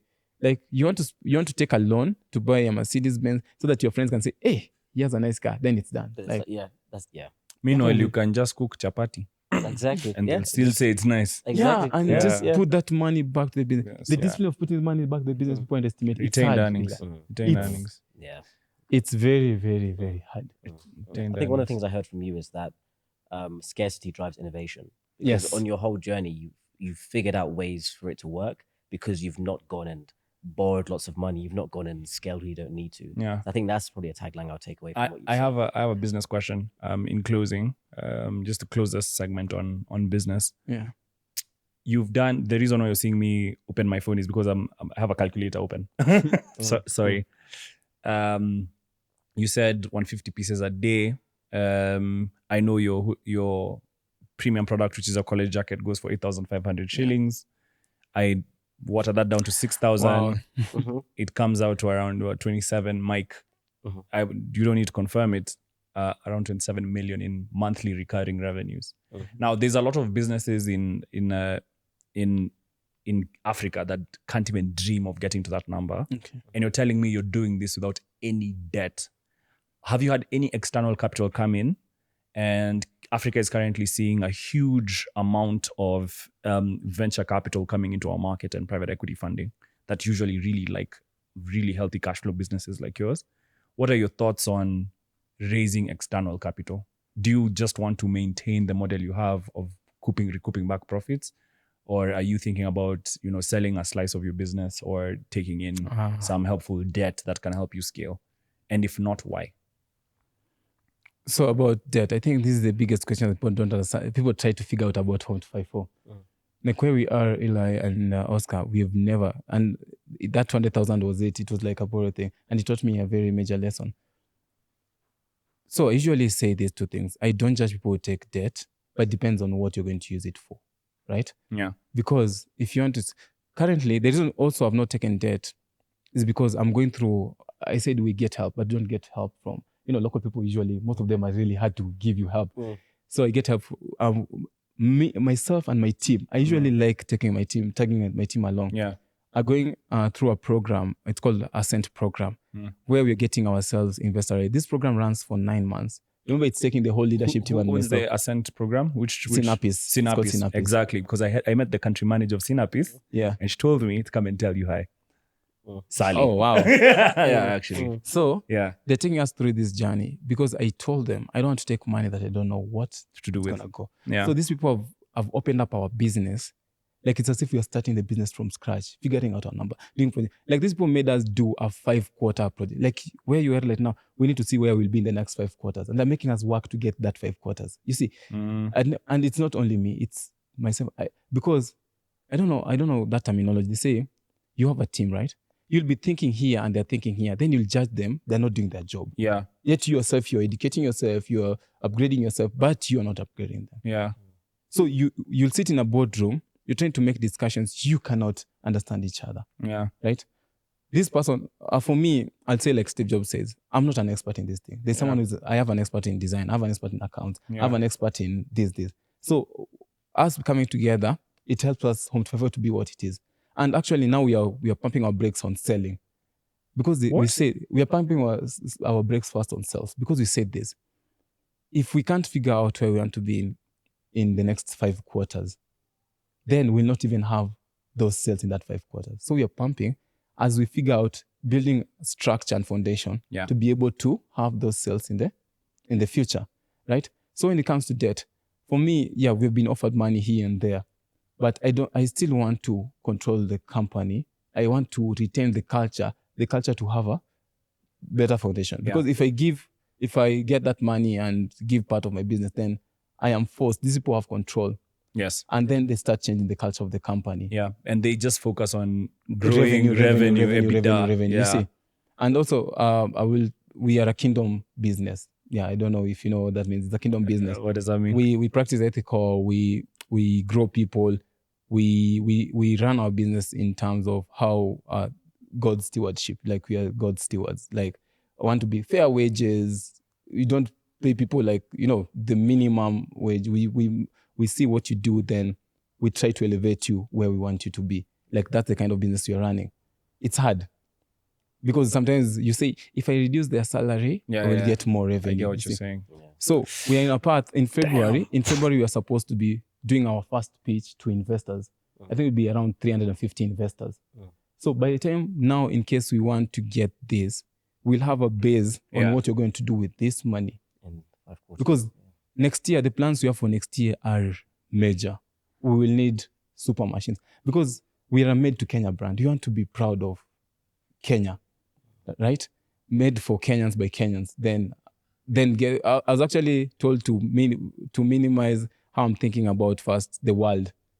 If we don't have a structure here, we'll just be spreading our wings too wide and we can't take care of everyone, you see? Because I was like, I want to be like Gymshark. I want to be like... Then you're being asked, do you know what that really means? Yeah? So we are not going for any money till I sit down with my team and the board and ask ourselves. There's a board. Yeah, there's an advisory board. There's a board, guys. There's a board. You've skipped. You see now, you've skipped like... This is why we need another we need a episode. part This is 2. why we need a Yeah. part two. So we sit, they tell us I was offered so much money. I can't even say how much. But I went back to them. They told me, okay, then what are you going to do with that money? What's the plan here? We know you you want to buy a Mobius. You see now, you'll take that money, go buy a Mobius. And then, Then what? Then the business. Then one day, if someone gives you money, one day they'll want it back. And as you learned from the 200,000. So I usually say no to so many offers, right? Because we tell you just 1%. What with your math, if you do 1% now, it's crazy. Yeah, you see, and all these things you need, and also I have 3 accountants, because the tax thing, and people need to figure out how to. With all this, you need to be compliant on so many things. So I said I'm not taking money unless I have, because now where you're going, the machines are expensive. We find like one machine is 1 million shillings. From our cash flow, 1 million can affect our cash flow. Like just buying one machine. Because I see brands like Vivo and they get, those people, they're way ahead of us.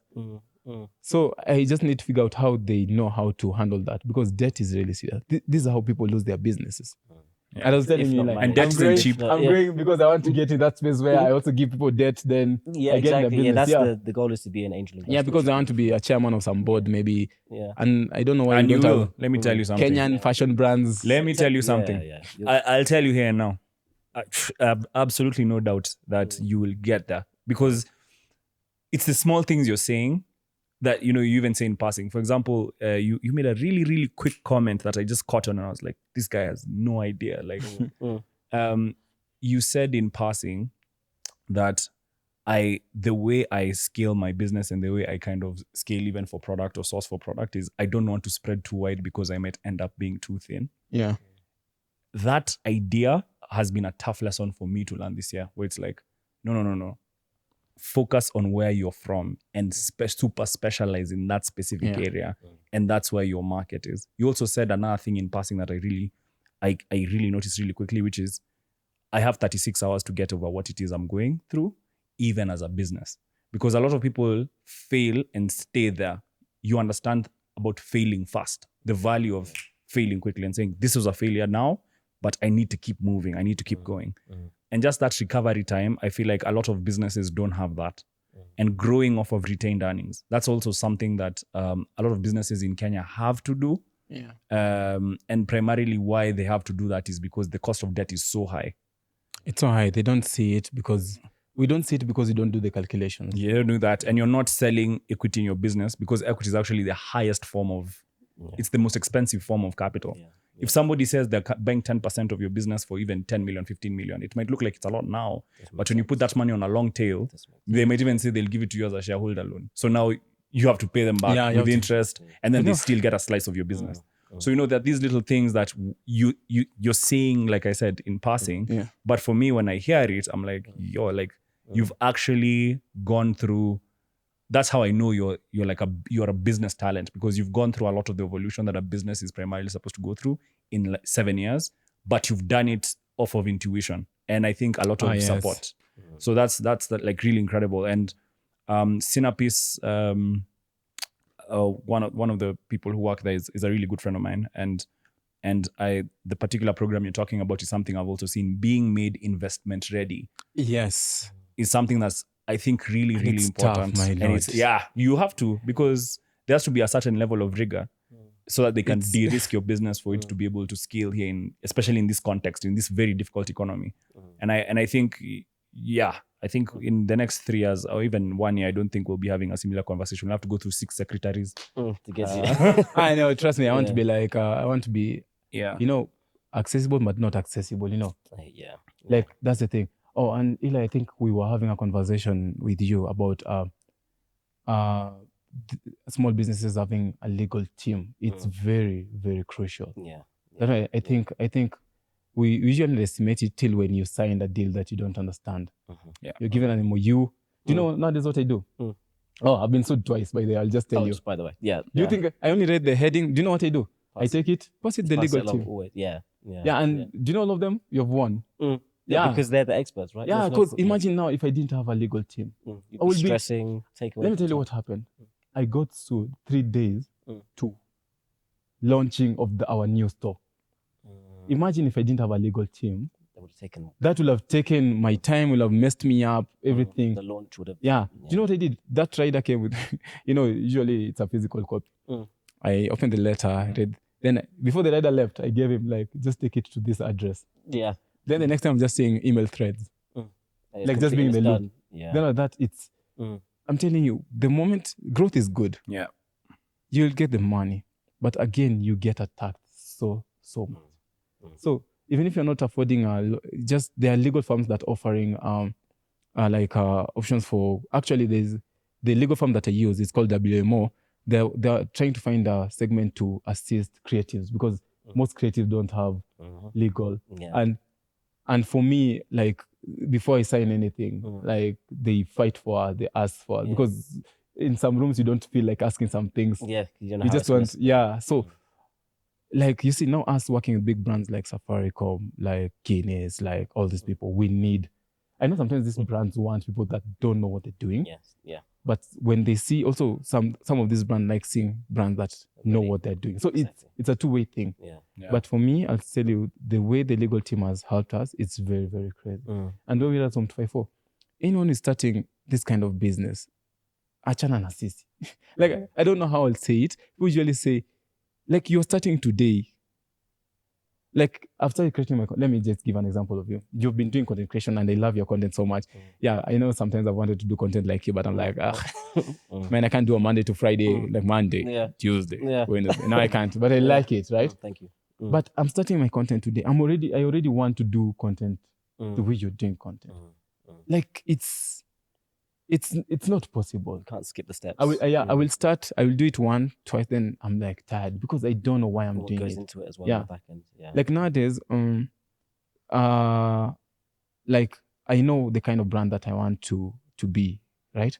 And I have those steps. But do you know the number of distractions we have? We even have counterfeits that you're fighting. We even have Yeah. Okay. Yeah. So you're fighting counterfeit now already with your law firm? we started fighting counterfeits in 2020. You guys, we Nah, I need don't know. to. Yeah. So typically at this point we'll do what we've watched in the week, but this has been a 2-hour episode. Yeah. But I think what you've left guys with is so many practical gems from the beginning, Yeah. from the middle, from the end, and even like what you're going through right now. So I hope that they've had a notepad, or I hope that they've taken some of the lessons because they're very practical. and they literally speak to the business climate here in Kenya. And I know just from conversations, there's so many guys that want to create a product like you've got, and I think it's a good thing because I think competition breeds even more innovation and the market grows. So I'm hoping guys take this and they create their own version that's unique to them. Yeah. Not to compete, but to complement in the same market. Yeah. If you saw me checking my phone, that's because we had a reel lined up. And I think because of the interest of time, we're going to do that off screen. And you'll check it out in our pages on Socials. Instagram, on TikTok. You know, Oscar, we think that I love this podcast because we didn't have a conversation, but we thought the same thing. I think that's why you guys can work together. Yeah. So Instagram, you'll check us out. TikTok, you'll find us there. You'll also find us on YouTube, but you'll especially find us on Spotify. So please check that out. We'll be dropping content that you will be answering questions to. Okay. There. Yeah. And where can they find you? And where can they find you, Juja? Oh, yes. You can find me on Instagram. I'm a different person on Instagram, by the way. I don't look like a CEO that much, but I am just fun. But Instagram at JBJura, JBEEJURA. Yes. And I'm not on TikTok because I can't dance. But on Facebook, no, we have video evidence. 1.3 million views saw you dancing. Yes. And for Home254, all our socials are home_254. We are everywhere. Yes. Yeah. So shout out JB. I'm as a lawyer on set, I'm very impressed that you actually said that like legal teams actually give you value. I'm very I'm very impressed to hear that. And I just wanted to let you know that we've been admiring your work from afar. And thank you. And Mantalk has a merchandise problem, and we will solve it hopefully. After this, we'll have a conversation as to how we can start solving the merch problem. But we are really grateful for you giving us your time, your perspective, and I think I've learned so much just from listening to you, because I could contextualize a ton of your stories, and I could put myself kind of in your shoes. And I think you're a very inspirational individual, and we wish you nothing but the best. Oh, thank you so much. And anytime you want to come and give us free hoodies or sand green college jackets, please let us know. And thank you so much again for your time. Okay, actually, we might sort your merchandise problem because we do collaborations and we can collaborate with you.